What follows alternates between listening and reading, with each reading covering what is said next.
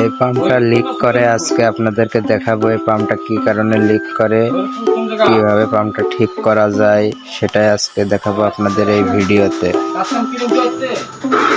সবাই ভিডিওটি কন্টিনিউ করুন আর দেখতে থাকুন কিভাবে পাম্পটি ঠিক করা যায়। আরো সুন্দর সুন্দর কোয়ালিটিফুল ভিডিও দেখতে কমেন্টে জানাবেন। আপনাদের কি ধরনের ভিডিও প্রয়োজন তা জানাবেন, তা আপনাদেরকে জানানোর চেষ্টা করব ইনশাল্লাহ। পাম্পটা খোলা শেষ, পাম্পটা আমি খুলে নিয়েছি, দেখতে পাচ্ছেন ভিতরে ঠিক আছে, এদিকে ঠিক আছে। আসলে লিকটা হয়েছে কোথায় আপনাদের সেটাই দেখাবো। পাম্পটা আমি খোলা শুরু করছি। ইনকুলারের মাথার নাটটা খুলে স্ক্রু ড্রাইভার দিয়ে হালকাভাবে টোকা দিলেই আপনাদের ইনকুলারটা বেরিয়ে আসবে। আমি ইনকুলারটা বের করে নিলাম, আমি দেখতে পাচ্ছি এদিকে ঠিক আছে।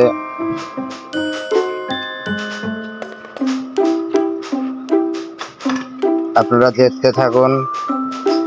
এই দেখেন, এটা হচ্ছে সিলটা আসলে কাজ করছে ঠিকই। আসলে এদের সমস্যা হয়েছে। সমস্যাটা কি হয়েছে, যারা হয়তো পাম্পের কাজ জানেন তারা বুঝে ফেলেছেন কি সমস্যা, কিন্তু যারা জানেন না তাদেরকে জানাবো।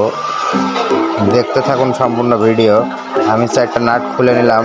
এখানে একটা স্টোনারি পার্ট, একটা গ্যাসকেটটা ঠিক আছে কিনা।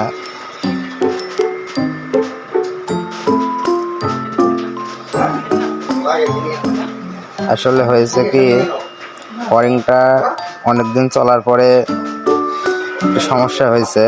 ওয়ারিংটা আমি সার্ভিসিং করব।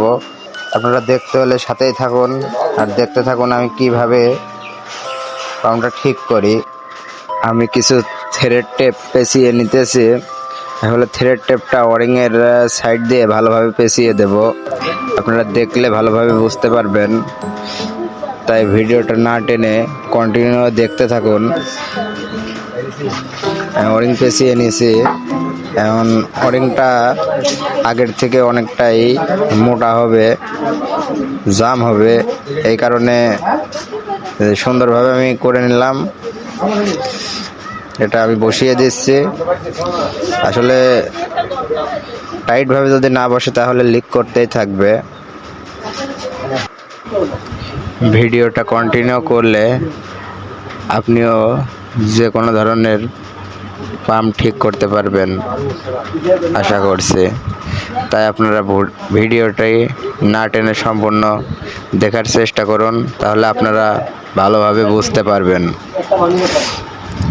আপনাদের জানানোর জন্যই ভিডিওটি করা। এটা সিলের ভিতর আর একটা ওয়ারিং আমি দেখতে পাচ্ছি, ওয়ারিংটা একটু সমস্যা হয়েছে। ওয়ারিংটি আমি সার্ভিসিং করব। কিভাবে সার্ভিসিং করি এটা আপনারা দেখলে পরবর্তী আপনারাও সার্ভিসিং করতে পারবেন আশা করছি। তাই আপনারা ভিডিওটা স্কিপ না করে সম্পূর্ণ ভিডিওটা দেখার চেষ্টা করুন, কারণ আপনি টেনে টেনে দেখলে আপনি কিছুই বুঝতে পারবেন না। তাই সম্পূর্ণ ভিডিওটা দেখলে আপনি ভালোভাবে বুঝতে পারবেন এবং আশা করি আপনি কাজটি শিখতে পারবেন। আপনার শেখার ইচ্ছা থাকলে আপনি কন্টিনিউ ভিডিওটি দেখতে পারেন।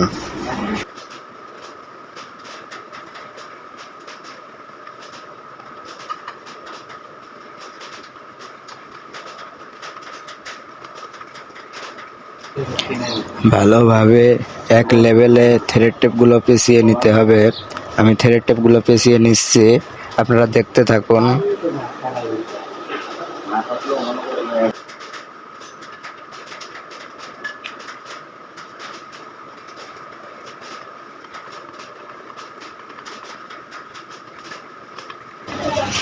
ভালোভাবে পেঁচানো হয়ে গেলে আমি এখন সিলের ভিতর ওয়ারিংটি বসিয়ে দেব। বুশটা একটু সিরিজ কাগজ দিয়ে হালকা ঘষা দিয়ে নিলে যেটুকু জং স্পট আছে সেগুলো চলে যাবে। আমি বসিয়ে দেখে নিচ্ছি।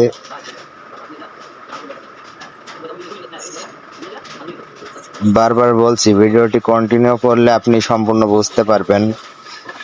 হালকা একটু তেল দিয়ে নিলাম যাতে ভালোভাবে ঢোকে। এটা হয়ে গেছে, এবার মাপ মতো টেনশন দিতে হবে। যারা পাম্পের কাজ করেন তারা হয়তো বোঝেন কি পরিমাণ টেনশন লাগবে, কিন্তু যারা জানেন না তাদের জানতে হলে আমার ভিডিওতে কমেন্ট করে আপনারা জেনে নেবেন আমার থেকে যে কি পরিমাণ টেনশন দেওয়া লাগে।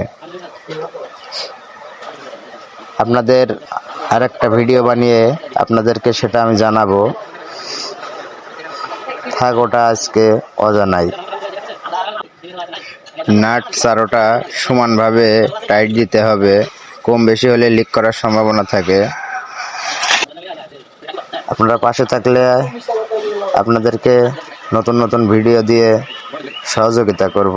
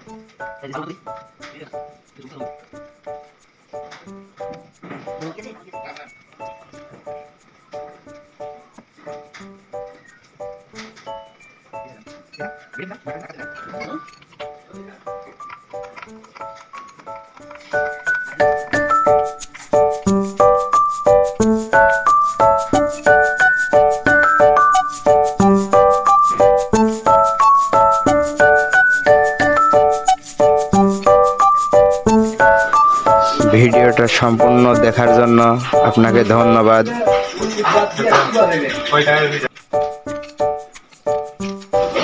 আপনার যদি কোনো বিষয় জানার দরকার হয় আপনি কমেন্টে আমাকে জানাবেন, ইনশাল্লাহ আপনার জানানোর ভিডিও বানাতে আমাকে সহযোগিতা করে। ধন্যবাদ।